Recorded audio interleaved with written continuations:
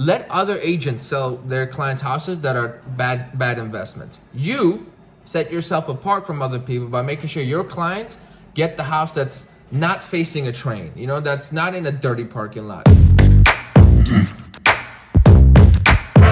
Good morning, ladies and gentlemen. It's currently a Wednesday, 8:30 in the morning. We're just leaving the house, as you can tell. Amazing day in the books. Here's what's going on. I have my client coming in at 9 a.m. to do a little podcast interview about his entire experience. 6 months under contract. The mess this poor guy had to go through is unbelievable. I'm not going to tell you too much. If you've been following the vlogs, you know exactly what I'm talking about. If you haven't, stay tuned. The video will come out. We got that, a bunch of showings. Stay tuned for some more fun. And like, comment, subscribe if you enjoy it. So we're in the office. It's currently 9:08 a.m. I got the studio set up. Client is going to be here in a couple of minutes. I'm going to take this few seconds I have. Please excuse the vacuum. It's cleaning day. I'm going to take the few moments I have here, and I'm going to put my to-do list together. And then the client's probably going to show, and we're going to hop in the studio and bang out this video real quick. The to-do list is complete. It's very simple today. I'm going to add some more things later, but look up houses for buyers. We have to set up the next house tour because I have been looking mighty fine. My teeth are getting straighter, so it's time to get on camera again. We have to make a lot of phone calls. I have a rental client, great clients of mine, and I helped them out 2 years ago back when I had nothing. What's up, Chief? Come over. I'm just talking to the vlog real quick. So I gotta make a bunch of phone calls about that, and then we got TikTok showings, and then we got Gabe's video. See that? Film Gabe's video, and then Gabe, if you want to turn around over here, and that's Gabe. All right, let's do this. Okay, so it took forever to set this up. Gabe's been sitting here for 35 minutes doing absolutely nothing, but we got everything set up. Here's the situation. We got mic, lighting. I was gonna call you asset.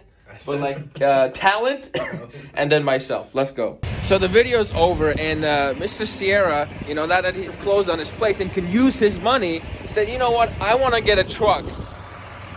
Now, this is not the camera doing this. This is actually this stupid big. Here you go. Wait, close the lid. I just want to see how stupid big it is. How tall are you, Gabe? 5'11". That man is almost 6 feet tall. If this isn't a thumbnail, I don't know what a thumbnail is. Oh, and also the trucks. What's your last name? Sierra. Truck is a Sierra. They make trucks for them. I don't know what this is bullshit. Whatever. I'll check in with you guys in a bit. So yesterday, I found out that a Zillow lead that I was working with drove like over an hour a couple of times. Ended up going with another agent, already closed on a deal while I'm sending him properties. So that was heartbreaking. However, at the same day, I get another Zillow lead that is looking to buy a house. And this guy was a lot more pleasant to work with, and a lot smoother, a lot nicer. And I said, you know what? I'm not going to show you how, sir. We're going to meet in person first, or we're going to have somewhat of a buyer consultation, and then we're going to go out and look at houses so I can figure out what you want. And I can actually be your agent, not just some guy's going to open a door for you. And that's going to happen today at 12:30. That guy was he's like, oh my God, I'm pleasantly surprised because you're not trying to sell me a house right away. I'm like, that's what happens when you're working with a professional. By the way, can we just take a minute to appreciate how good I look today? Ooh. Also forgot to mention, we just got a brand new listing. I got the notification that the client signed it, which means we are officially in business. So we got to get that bad boy ready and on the market right away. So I'm in the process of looking up houses for my buyers, and I found something for myself. So again, yet another exciting moment. And I'm trying very, very hard to think about all the downsides before purchasing a property and not buying something that I shouldn't be buying in the first place. So I found this place. The payment's gonna be about $1,400, and I've already been in the building, so I'm excited about it. I kind of know what to expect. I'm gonna go check it out today at 2 o'clock, and I'm gonna take you guys with me. So definitely stay tuned for that. And I want to share an experience. Last week, a property came up that was so below my budget. It was so cheap. It was $145. And it was exactly what I wanted. It's a two-level loft style. Like you got a bedroom downstairs, you got a whole loft upstairs for whoever wants to rent it. And then, beautifully updated interior, high ceilings, right? Beautiful place. But it was in a city that I wasn't really it wasn't in my search criteria, but if the property is right, I'd make concessions. However, when I get there, the outside is what unsold me, right? The parking lot was really dirty, and the hallway smelled like garbage. And when you're looking for your clients and both look for yourself, small details like this make a huge difference, because let other agents sell their clients' houses that are bad investments. You set yourself apart from other people by making sure your clients get the house that's not facing a train, that's not in a dirty parking lot, this, that, and the other. At least you have to tell them this information. They'll really appreciate it. And if they still like the unit, maybe they don't mind the smell, but you have to let them know these are some things that buyers are going to be thinking. And then, let them make the decisions after that. So we're still looking up houses for buyers. It's 11:11. Buyer consults at 12:30. So we got to quickly run through this search, squeeze in a couple of TikToks, and then schedule this showing at 2 p.m. Okay, so I'm checking back in, and our admin Roxanne got me a cup of coffee. I was falling asleep. It's 11:40. We have 50 minutes until the buyer consult. I just spent like 15 minutes replying to all of your DMs, all of your comments, which does take up a part of my day. But if you take the time to help me and leave a comment, give me feedback, compliments or whatever, I'm gonna take the time to respond. That's how I always work. So if you're here, you're watching, why don't you take a moment of your time, hit the like button, subscribe if you're new to the channel, and then leave a comment below with your thoughts, feedback, questions, whatever it is, you're gonna get a reply. How smooth was that? Come on, I deserve a sub just because of that smooth landing. Anyhow, let's get these TikToks filmed. I have no idea what I'm gonna make. I'm gonna listen to some sounds and the ideas are gonna flow. And the pro tip, if you are gonna make videos and you're a complete stranger, nobody knows you by your face, let your appearance grab their attention. All right, ladies and gentlemen, it is buyer consultation time. I will try to keep recording as much as I can, so at least you guys can hear the conversation. I will probably have to mute out the client, just, sake of confidentiality. So I know you from our conversation yesterday, I know you purchased a place before, but it was for your parents. So how involved were you with that transaction? Like, do you know how the process works? Or do you kind of want me to run through it a little bit to kind of fill in some gaps? I've done my own research, but if you want to give me a quick overview, cool. In case I miss anything. Perfect. So I'll give you a quick summary here. So basically there are two phases, right? Once you get an accepted contract, that's really when we're in business. Once both sides have signed, right? Within the first 2 business days, that's when the earnest money is due. Generally, at the price point we are looking in, I'm gonna keep it between $1,500 to maximum $2,500, right? And I assume you have heard of earnest money, or you're familiar with that term? Yeah, just to make sure the deal goes through. Exactly right. Like a little bit of a portion of your down payment up front, show you got like skin in the game. So that's due right away. And then within 5 business days of the accepted offer, that's when we have to conduct our inspection. And then we have a total of 10 business days to basically renegotiate, ask for repairs or credits or anything like that comes up. This phase of the transaction is referred to as attorney review and inspection. So obviously the inspection part is self-explanatory. And then the attorney also is gonna review all the contracts and then make sure that they basically cut out areas that shouldn't be on the contract, or make additional contingencies to protect you and your money, okay? So that's phase 1. Once we get past attorney review, there's a high likelihood that you're gonna close. Most deals fall apart within those first 2 weeks, right? So phase 2 is you actually getting the loan, and the first part of getting the loan is the appraisal. Usually they will always, if you're working with a decent lender, they're always holding off on the appraisal until that we get past that 2-week period, because you don't want to pay $400 to $600 and then find out, the guy didn't want to repair his sink and the deal fell apart, right? So that's why we hold off on the appraisal. That usually takes about 2 weeks, just because appraisals are like all over the place right now. And then once that comes in, they submit your loan into underwriting. You'll get what's called a conditional approval at first. That basically means your loan's approved. We just need these documents to be updated, like bank statements, insurance, things like this, right? If anything major comes up on your conditional approval, then we made a mistake in this process, and that's a no-no, right? So obviously that's why we're having a conversation right now, to make sure like all our ducks are in a row, so when that time does come, whenever that is, you're not gonna have any major issues, right? Right. And then you meet those conditions and you close. So that's the gist of it all. In regards to expenses, just to give you a heads up, everything's paid at closing, with exception to your earnest money, your inspector, however much they charge, you have to pay up front, and then the appraisal, you'll pay up front. Everything else is gonna be paid at closing. And closing costs right now, they really range from the property taxes the place has to like the different type of taxes like that city has, etc. Anywhere from $4 to $5 grand, give or take, in the price point that you're looking at. So be prepared for that. We can always work it into the mortgage if you like, and I can explain that if you're interested. Awesome. I know you gotta go, man, so I will let you go. If any questions come up, I'm your agent now, so just let me know. I'm here to help you out, okay? Absolutely. Okay, thank you so much for today. Thank you, sir. Take care. I might make this its own video because I feel that there's entirely too much value just to throw this in a vlog and let it be. I might throw pieces in the vlog and then make it actual full video because this is why you do buyer consultation. He asked me questions and then I remembered, oh, I saw well water. Let me ask him if he needs well water. Let me explain as is. Let me show him why different layouts are not as desirable as others, right? Let me explain the monthly payment. Let's talk about the down payment options, financing, exactly. All these things come up when you're looking at houses in case you forget to tell them during the process, right?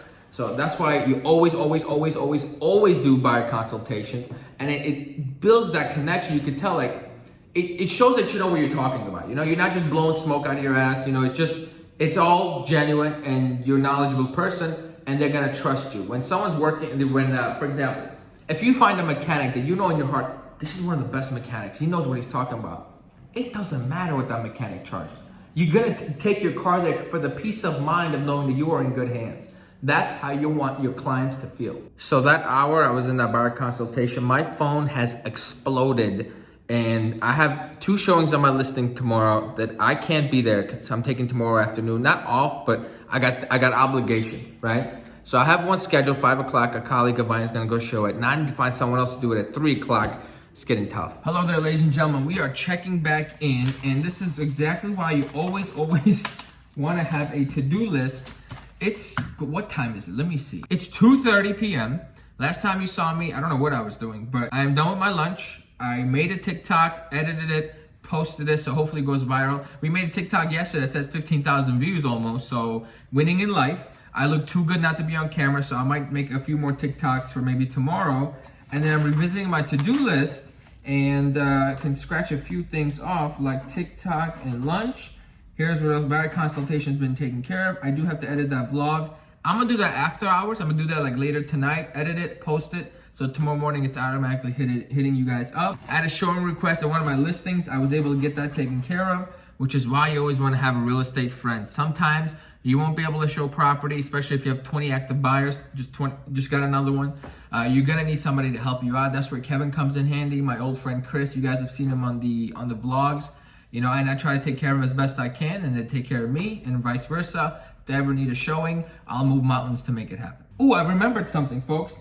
I got a listing this morning, signed, sealed, delivered. I need to get that ready to go and hit the market ASAP. So that's what we will be doing for the next hour. And at 4 o'clock is when I'm gonna see that condo for myself. And then we have a 4:45 showing, a 5:15 showing, and a 6 o'clock showing. So you will be seeing some real estate today. All right, it is now 4 o'clock. It's business as usual. I'm never late, but I'm always running late. I'm gonna go look at this condo for myself. And then we have 3 showings for one client. And that last showing is at 6:45. And then we're gonna go pick up the Mercedes. So we have arrived. This is the building I'm looking in right now. It's one of my favorites. It's this building and another one in a city called Elk Grove Village. If you're familiar with the area, then you know. I just like the vibe of a big building. I don't wanna be in a small little complex. I wanna be in a big building. And condos provide that for me.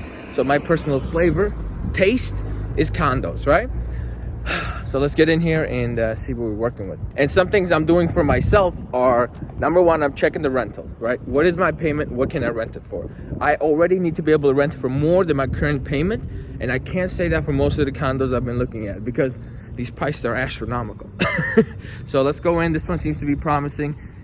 I'm hoping I like it. I'm hoping I like it because I want to move, folks. I want to move. Okay, so I'm in the unit. I'm looking around. It's got nothing that I hate, but it has nothing that I love. Does that make any sense? Like, I'm trying to talk to you guys as right now, this is not the agent side of me. This is the consumer side of me.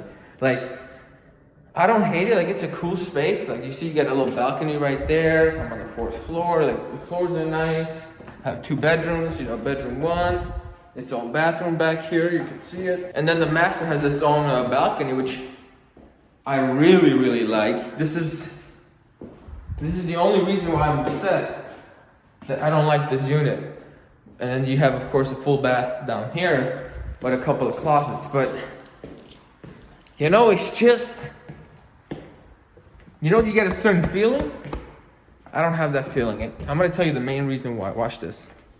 Let me get out of here, actually. Here's why I don't like it.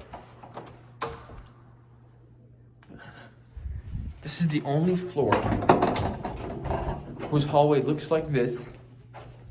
And it smells like old fish up in here. So it's just not the one. It's just look at these doors. It's just not the one. Oh, damn. I think I'm gonna rule out this entire floor. Anything pops up on this floor is a dead mission. But let's go to our showings now. Clients come first. So we are here to see this house. Turns out my clients are running about 10 minutes behind. Since the market's so competitive, there's like 1 million people here or gonna be here. So when you have a time, that time is very valuable, right? So what I'm going to do is I'm gonna hop in there and just be inside the house the whole time. Where if they're late or not, I don't care. As long as I'm inside, I'm in the clear. So let's go do that right now. Get a sneak peek and then maybe get a feel for what the other buyers are thinking, you know? Just to see how competitive it's gonna be. Let's roll. Okay, we're inside and we're creeping. Let me show you this unit here. So we got the kitchen, nice yard, and then we got bathroom and bedrooms on this side. Showing's over. We got 2 more to go. This one's gonna be a tough one. He likes it, but the offer is it's gonna be tight. We are here at property number 2, and I want to show you guys something. Small little details you definitely don't want to miss out. See that right there? That step is in the way of you getting in and out of your driveway, which means less people can park on this driveway at the same time, right? It's basically one line, and if someone wants to leave, everyone has to leave. And small things like that add value. You can't change that. That costs a fortune. You can always change a kitchen. Never forget that. Okay, this was the last house we were going to show for this client. Now we're going to go to a different client showing. It's about 15 minutes away.